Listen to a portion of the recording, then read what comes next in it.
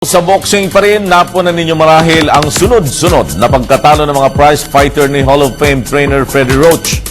2 dikit na nakatikim ng kabiguan si Amir Khan at ngayon nga ay umalis na siya sa stable ni Roach. Maging ang US boxing team na ginabayan ni Roach ay nagkalat din sa London Olympics. Sina George Linares, Julio Cesar Chavez Jr. at ang pinakamagaling niyang pupil na si Manny Pacquiao ay talong lahat sa mga huling laban. Pero hindi natigatig si Roach sa mga kabiguan na alasap ng kanyang mga alaga dahil umaasa siya na maibabalik ang kanyang winning way sa Disyembre 8. Ito po ang petsa ng 4th fight ni Pacquiao at Juan Manuel Marquez.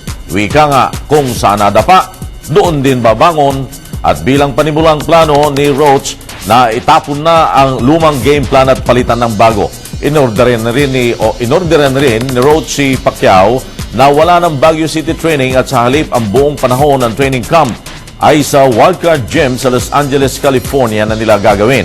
Ipapatupad ito ni Roach upang maibalik ang dating bangis sa ibabaw ng ring ni Pacquiao na dumurog kina Eric Morales, Oscar de la Hoya, Ricky Hatton, Miguel Cotto at Antonio Margarito.